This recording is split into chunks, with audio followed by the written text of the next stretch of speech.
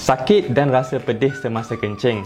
Ini adalah satu tanda yang menandakan anda mungkin mengalami masalah jangkitan kuman di salur kencing. Assalamualaikum warahmatullahi taala wabarakatuh. Bersama saya Dr. Ikram. Pada video kali ini, saya akan kongsikan berkenaan penyebab kenapa sakit semasa kencing dan seterusnya mengenai jangkitan kuman di salur kencing. Jom kita saksikan.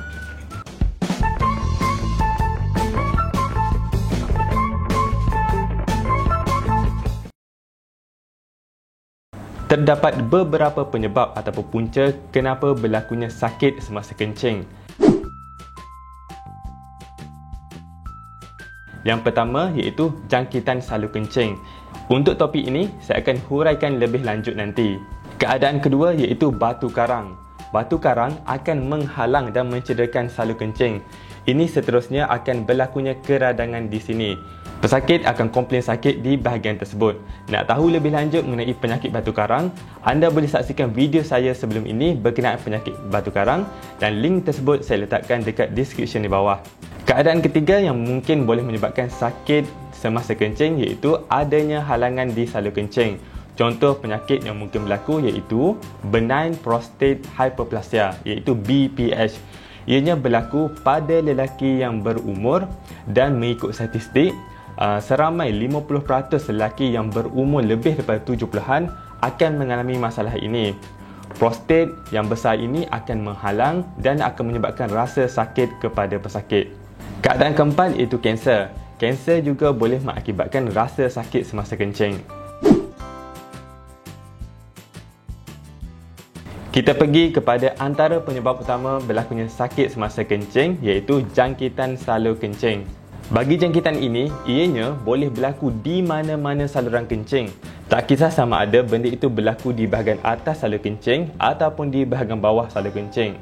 Kalau di bahagian atas salur kencing, ia terdiri daripada kidney dan juga ureter. Kalau di bahagian bawah, terdiri daripada pundi kencing dan juga uretra. Jadi sekiranya berlaku jangkitan kuman dekat kidney ataupun dekat buah pinggang, kita namakan sebagai pyelonephritis. Ini adalah jangkitan kuman yang serius. Sekiranya berlaku di bahagian bawah iaitu di bahagian pundi kencing, kita namakan sebagai cystitis. Itu adalah contoh antara jangkitan kuman yang boleh berlaku. Jangkitan kuman ini berlaku apabila kuman ini masuk melalui saluran air kencing dan ia tinggal di mana-mana struktur tersebut dan boleh mengakibatkan jangkitan di bahagian berkenaan. Bagi penyebab kepada jangkitan ini, kebiasaannya ia disebabkan oleh bakteria.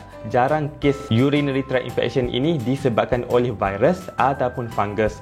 Jangkitan utama iaitu bakteria E. coli. Yang ini adalah punca utama kenapa berlakunya jangkitan kuman di salur kencing.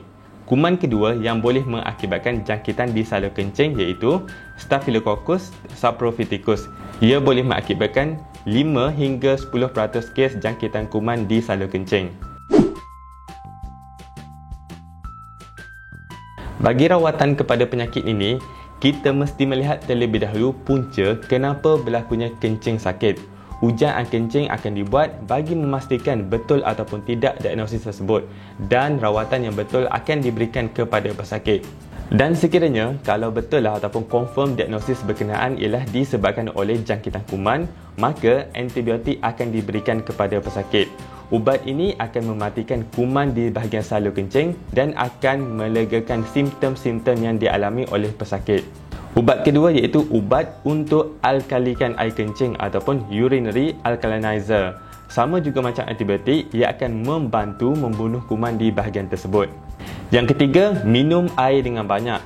Tujuannya adalah untuk clearkan sistem perkumuhan dan memastikan hydration yang cukup semasa jangkitan kuman berlaku.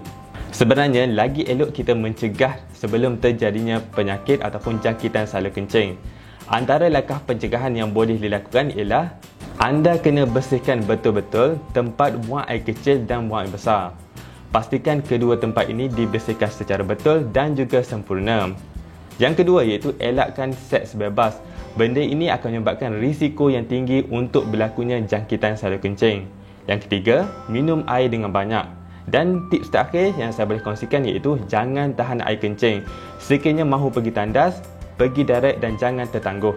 Saya rasa sekian sajalah buat kali ini. Sekiranya anda rasa video ini bermanfaat dan berguna untuk anda boleh tekan like kepada video ini dan subscribe kepada channel ini. Last sekali, saya ucapkan terima kasih kerana menonton. Assalamualaikum.